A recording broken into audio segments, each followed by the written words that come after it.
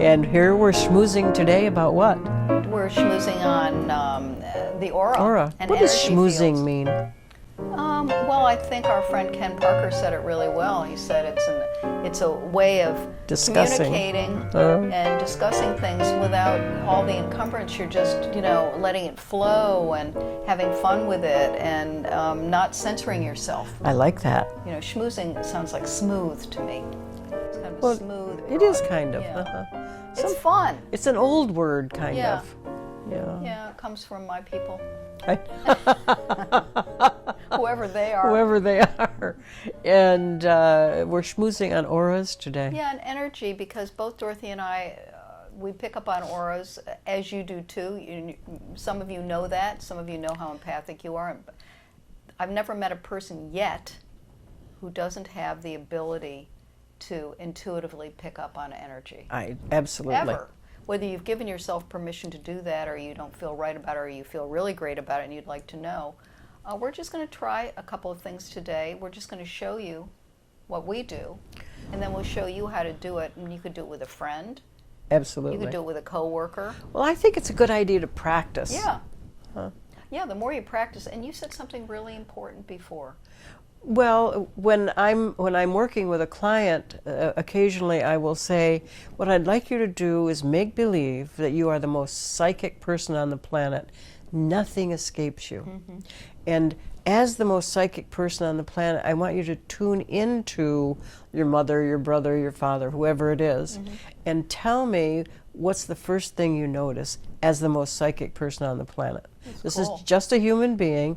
Just tune in. Make Because believe. you're giving them permission. That's all you're doing. It's so cool. Uh-huh. Because everybody is psychically in tune to their own body and to the auric field of their body. Whether you know that or not, or whether you've experienced that yet, you will with us. So we're going to sock it to you now. But, really, we're going to have fun. I know. And, I do a lot of work with it. When somebody comes in and they have cancer, or they have something going on with an illness, we go through the body shamanically, meaning I take them to a journey through their body, through the chakras, through their cells, and we see what we find there. And the aura. And when you're tuning in, or when you're with a client who's been diagnosed or not, do you see in the aura illness? I see blockage. I do too. I see emotional blockage, because for me, in all the years that I've been working, what I have experienced and have come to know is there isn't any illness without an emotion underneath it. I totally agree with that. And I get people fight me on that when they come in like crazy. I'm fine that way. It's my body. It's this. No, in my point of view, in my viewpoint, it's always there's something that the body's trying to tell you that it doesn't want to feel these feelings anymore. It's crying out, right? Yeah. And we'll get into that another time. Yeah. But so let's talk about auras. If you were looking at my aura, if I had one. Oh, you have so much in your aura. I can only tell a little bit because that would take hours and hours and hours. Oh, stop. But it's interesting because the aura hangs out around the body, and there are multiple layers of it, and I'll tell you my experience of it. And within the auric field, you can see colors, and I'll go into that in a minute. You can actually see guides and teachers. You can see symbols from other times. Even if you don't believe in past lives or former lives or future lives, the symbols, sometimes I'll sit across from somebody and they'll be gold from Greece, or they'll be, they're just signposts. It's fascinating. Are you looking at that in the aura itself? Yeah. Are you? Oh, yeah. You can see all kinds of things. You can see animals hanging out there, spirit animals that have come to bring their medicine. There's all kinds of stuff. Well, let me sit with you. So I'm going to just close my eyes for a moment, and just because my work has to do with working with, I'm what's called a clairaudient medium. All this highfalutin verbiage for someone who just hears in the other realms. Right. And I work primarily with Kuan Yin, the goddess of compassion, the bodhisattva of compassion, but also the Akashic records. We'll talk about that. That's a whole other trip and fun to talk about. So I'm downloading what I'm hearing, but also what I'm sensing, because I don't want you to feel like you have to be so advanced that you're working with your guides and teachers and all of that all at once. You have the ability yourself to tune into the energy of another person, and do often. You know when you start to feel uptight around another person, you know that you're getting their energies. Or when you feel happy or you feel in love, all that's intuitive feeling. So if you were sitting with me in my office and you say to me, take a look at my aura or whatever, what do you see in my aura? Say that to me. Yeah, what do you see in my aura now that we're in this intimate setting? Right. So one thing that's really interesting to me is that Dorothy chose this color to wear today, which is a beautiful teal blue. Your aura is so oceanic, I want to say. When I look at it, the closest color to your body is actually this peacock. I'm going to call it peacock blue. And your aura is very peacockian. That's a word I'm making up right now. And it starts here with this blue, and it moves out. And when I just really relax now and just feel it, it gets warmer and warmer. It's going out into these deep, like the Atlantic Ocean out in the Gulf Stream, all of those incredible blues and greens that are so healing. And then above up here, you're running lots of purple, deep, what would I call that? It's a jewel tone purple, we would call it, like a deep amethyst. Amethyst, yeah. Yeah, right up there. And then above that, there's lots of gold and yellow running. And you have a lot of presences on the other side looking out for you that are I've up been there told that many above. times. Yeah. People talk about the 7 chakras. Nonsense. I mean, that's so absolutely pompous for me to say that, because it's been taught that way for years and years and years. Every cell is a chakra. Every cell has a personality. I never thought about that way. Of course. I have thought about that in just a little different way. That's all. So the aura, you can actually feel it. You can feel the energy around Dorothy. Now, if she were to ask me, is my aura healthy? I would say extraordinarily healthy. She has tremendous health and resiliency. You can feel it in the colors. The colors are, they just have a trust. Dorothy has a trust in herself and a trust in life. I talk to my cells. You talk to yourself. I talk to my cells. Oh, that's interesting. I do. Good. That's good, because they're talking to you. We just haven't learned how to listen yet, and we'll teach that too. But it's so interesting because you resonate so much. Happy to be here. I'm going to be in service while I'm here. I know what I'm doing. I know why I came back. It's just boom, boom, boom, boom, boom. And your aura goes way out. It's like 6 feet in the back here. It's way out here. And that's interesting because it's an old Native American adage, never let anybody closer to you than 6 feet around your body. And they mean don't let people invade your space is that message. And I agree. And you have so much resiliency in life. It's really powerful. And when I say peacockian, I really mean that. I mean, I hope you don't lift off the couch and start flying around I here might like just a peacock. I don't know what's going to happen. Or your big feather. Oh no, that would be a male. Yes, right. But it's interesting. You've got those. What's that? Isn't that lovely? I do. That's us. I know. Sorry.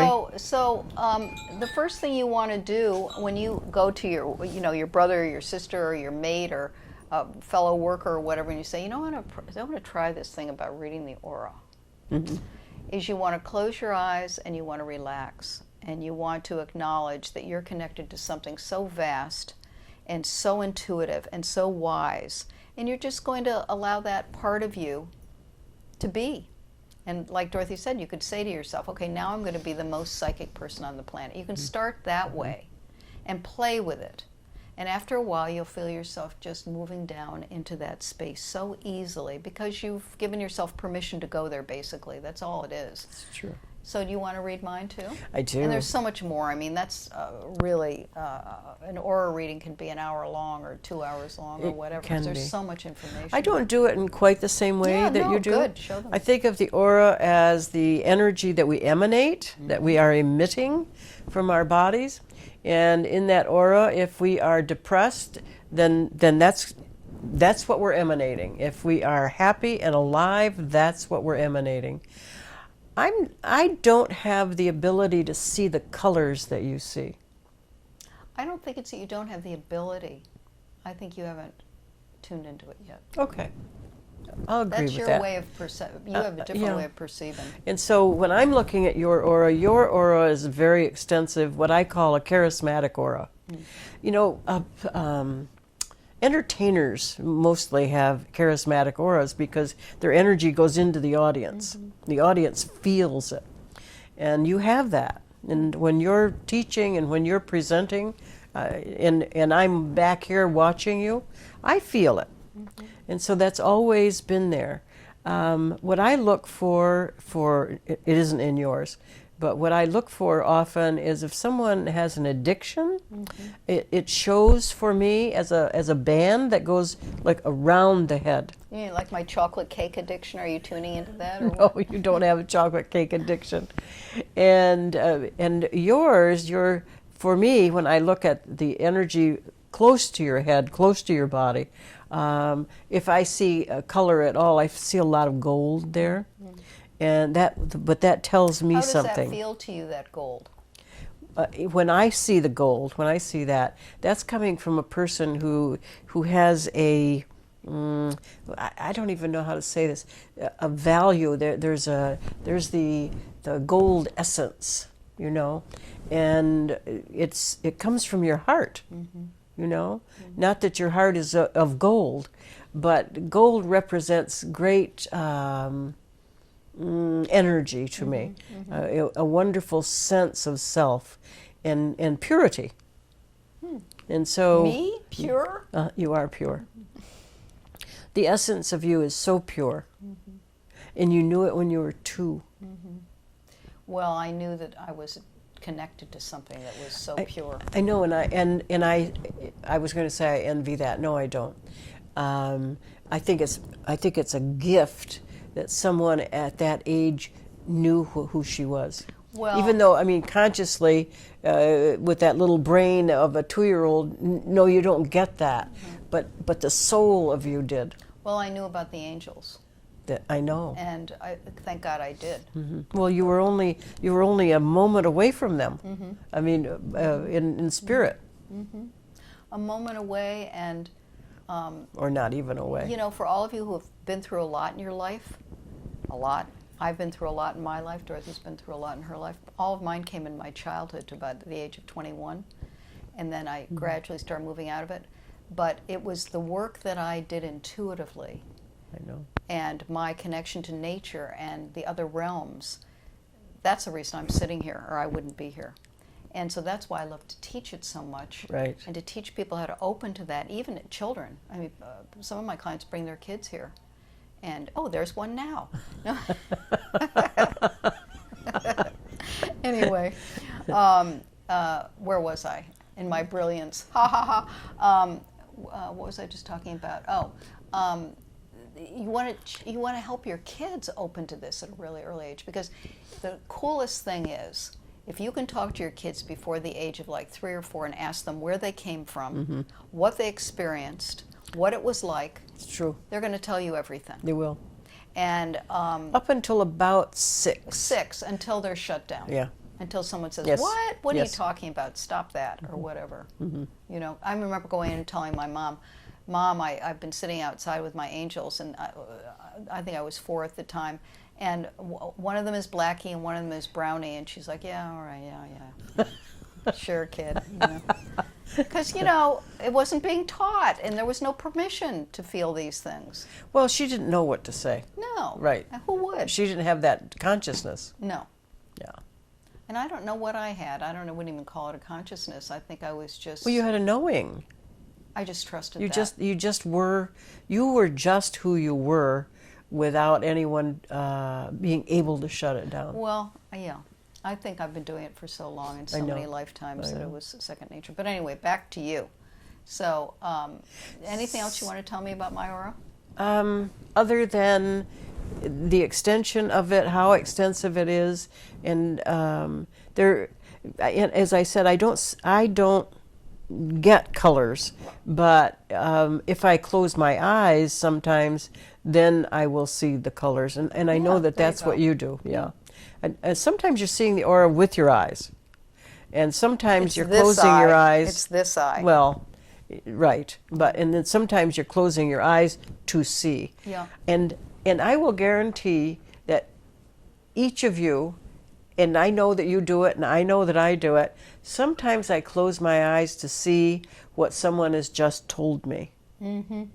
Someone tells me something, or I'm just saying in a conversation, you're describing someplace, and I close my eyes so I can see it.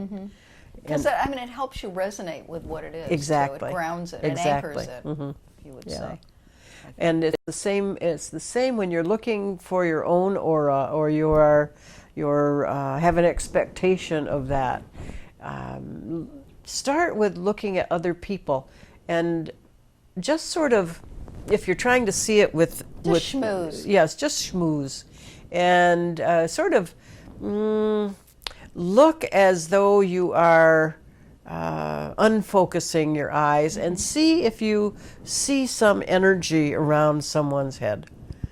Just to start, just to practice. Yeah, and remember, your hands have so much Oh, energy. I was going to say that too. And you can walk around people and practice picking up on the auric field just to see where the heat is and where it's cooler. You can actually pick up illness, and you can pick up blockages and move them out through walking around. That's a much deeper conversation. It is. And we're not going to go there now. Right. But your hands and your eyes are so aligned to your intuition, and you're using them all the time. Actually, when you shake someone's hand, you get so much information about that person. Or when you hug them, you're feeling their field. Yes. And that's why some people you want to hug, and some others you don't.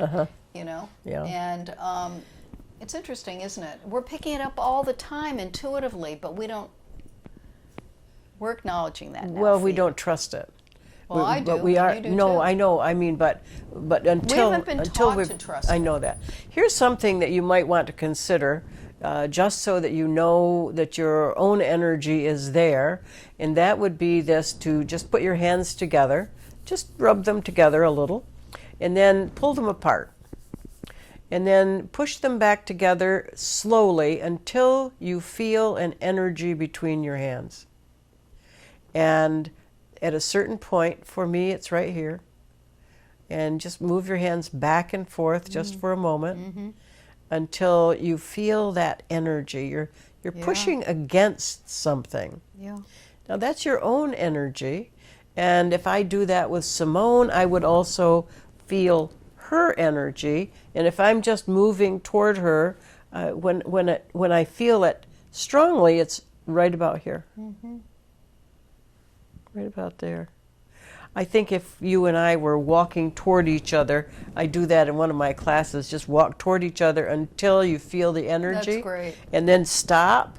And almost to a person, it's almost always the same with their eyes closed. It's almost always the same distance between them. Now that's interesting, because sometimes when I work with people, and we're talking about this, some people can go right into the other people's field, especially in the third chakra, especially in your power center, what we call the dantian in here. And they'll just go, whoa, I could go right in there. And then you find out the person has indigestion, or they've had cancer of the liver, or whatever. And there's actually a hole in the auric field where they can go in. Yeah. And that's really fascinating. You can really help people that way with what you When discover. I'm doing that, it's usually in my intuitive studies class, and all I'm just doing is having them do that, so they all get the same sensation and become acquainted with that. I love that. Yeah. I wanted to mention one thing before we push off. Is that you have today, and I haven't seen this before, you have a horse in the spirit world right by your right shoulder. And it's white, and it's very captivating. I was watching it for a few minutes before. And in native ways, and in the indigenous people feel that when a spirit animal, embodying a horse, comes into the field, it comes to bring energy and power. It comes to bring stamina. And that horse it almost looks ethereal. It's really beautiful. It's it's moving like this. It's like pixelism, is that what you call it? Yeah. I mean, it's so vibratory. It's very close to your body, and it's just really beautiful to see. I love that. I love looking at spirit animals in the auric field. I find it so comforting. Well, it also gives you information Oh, yeah. to use to help this person. It gives who's them with you. information. Exactly. Yeah. See, we don't want, I say this for myself, but I know this is true of you too. When people come to see us, we want to empower them to get their own information. You know, people say to me, if I come and do counseling with you, is it going to be a year? I'm like, a year? I'm going to get you out of here as fast as I can, you know, so that you can learn how to do this for yourself. We're just here to give you tools. That's all. That's really why we chose to do this and to have fun, because life isn't about, you know, spending hours and hours and hours going into your past. That does not empower you, in my opinion. It works for a lot of people, but it didn't work for me. And when you sit with Dorothy and she does hypnotherapy with you, boom! You look at what's going on underneath that you weren't able to get to, and you move it through, and you're out. And that's what we want. We want to get you into fun and happiness. And I try to get people standing on their own 2 feet as quickly as possible. Right. Exactly. Get them moving on their way. And get them to feel like, look what I did. I know. I don't want them to think they have to come back session after session after session. And we never think it's about us. I never think what I do is about me. I know it's spirit moving through me, and I'm just trying to give them a gateway to learn more about themselves. I do too. That's all it is, I agree. really. I agree. Anyway, yeah. We'll see you next time. Schmooze on.